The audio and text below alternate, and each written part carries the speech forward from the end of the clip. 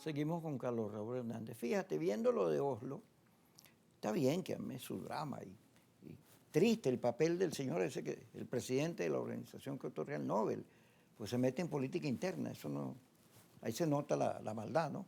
Pero luego esa foto de regreso al pasado, que uno ve los medios en Venezuela y ve siempre la misma gente, pero pronto va a aparecer Gómez, va a aparecer Castro, a lo mejor Páez, quién sabe si Pedro Picapiedra aparece declarando en Venezuela. Bueno, que recuerde así, estaban dos de los grandes destructores de la democracia venezolana, que son Marcel Granier y Miguel Enrique Otero. Sí, yo tengo cariño a Miguel Enrique. No, posiblemente yo pueda tenérselo, pero eso no cambia las circunstancias de que él fue un factor de destrucción absoluto de la democracia.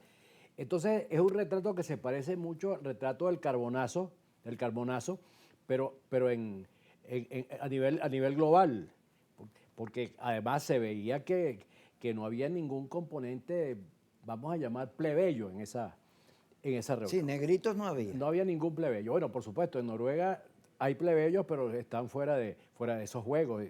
Se veía que era una presentación palaciega. Los presidentes que estaban eran tipos que no, bueno, pues sumamente cuestionables en algunas de sus ejecutorias básicas.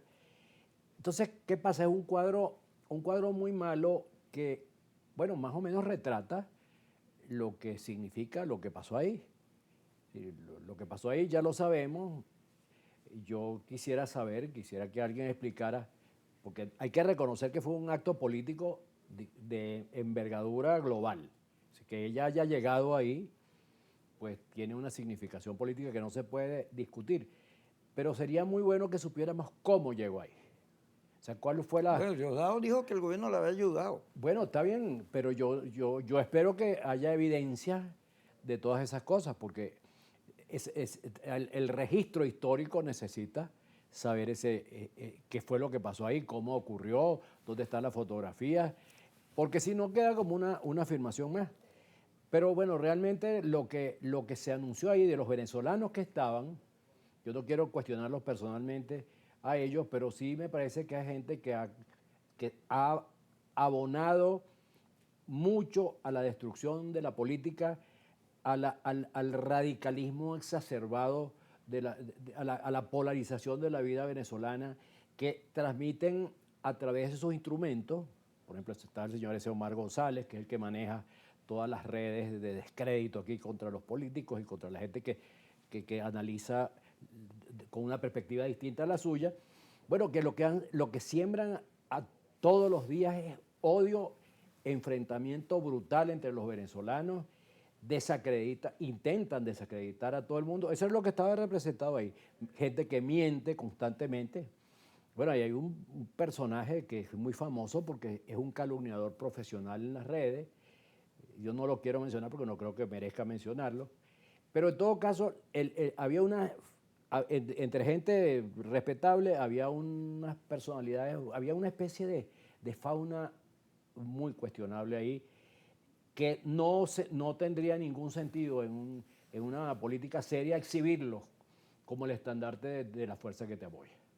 Fíjate, yo soy partidario de un cambio en Venezuela, porque creo que este conflicto de 26, 27 años, este conflicto que ahora se subió de volumen, y entonces tenemos a los americanos bloqueando, sancionando y haciendo todo lo posible para reducir la soberanía a la nada.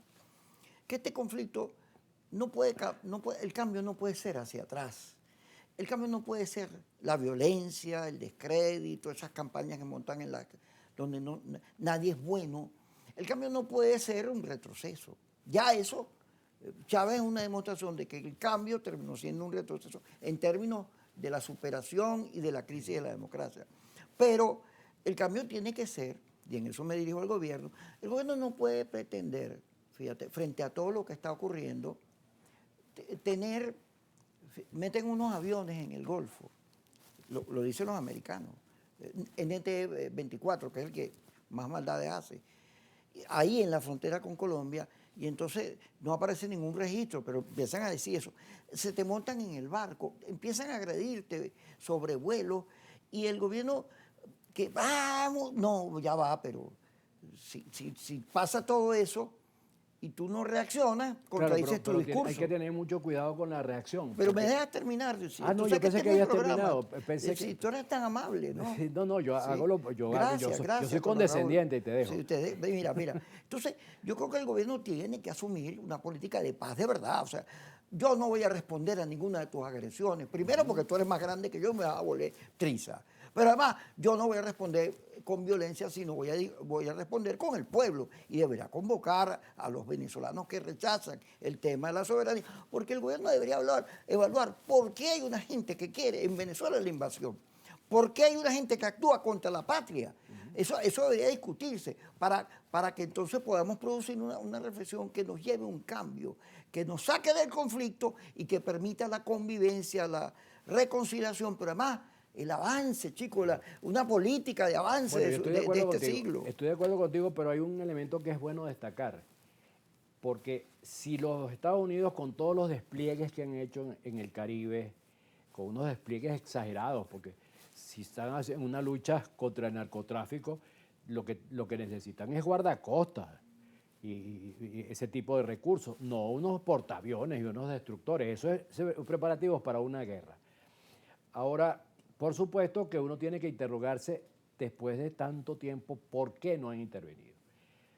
Porque seguramente en los planes de ellos estaba que rugimos en el Caribe y se desmorona el gobierno venezolano.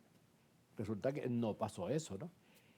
Sino que por el contrario entonces empezaron a hacer juegos de guerra verdaderos y empezaron a entender el grado de armamento con el que cuenta el ejército venezolano, el despliegue de brigadas civiles, esas que llaman las milicias, la cantidad de misiles que son capaces que son capaces de impedir acciones aéreas urbanas, esos misiles que se cargan el hombre, que tumbaron bastantes helicópteros. Sí, la película, la caída del halcón negro. La caída del halcón negro. Es decir, que son instrumentos de guerra asimétrica, que tú desde cualquier parte, un civil puede tumbar un helicóptero.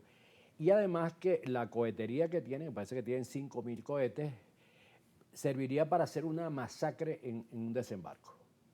Es posible que la aviación pueda hacer estragos, la aviación norteamericana puede hacer estragos en el país, pero de ahí a controlar el país necesitan por lo menos un despliegue de unos 450.000 soldados. Yo lo digo porque eso fue lo que desplegaron en Irak. Y en Irak necesitaron 450.000 soldados, pero a pesar de que el ejército iraní, el ejército iraquí se desmoronó.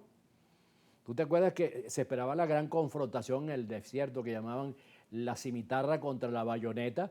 Y lo que hicieron los soldados israelíes era arrodillarse a la entrada de los gringos. Pero a pesar de eso, con los mecanismos informales de resistencia, necesitaron 400.000 personas, 400.000 efectivos. Es decir, que eso involucraría a los Estados Unidos en un tiempo indeterminado de resistencia por parte de Venezuela, que le enredaría la vida mucho más. Pero hay otro elemento esencial, que yo estoy absolutamente seguro que si invaden a Venezuela, automáticamente China, aprovechando la distracción de recursos aquí, invade Formosa o Taiwán. Entonces, por supuesto que esos recursos que tienen, bueno, no sé si viste que estuvieron sobrevolando las costas japonesas 2 bombarderos, un bombardero chino y un bombardero ruso. Es decir, yo no sé si lo hacen para qué, para recordarle a Trump lo que puede pasar en el caso de una invasión a Venezuela. Vamos al corte y ya regresamos con Carlos Roberna. Por cierto, disfruté mucho diciéndole que me dejaba hablar, como eso me lo dicen a mí. Me desquité. Yo siempre te lo digo. Me desquité. Ya regresamos.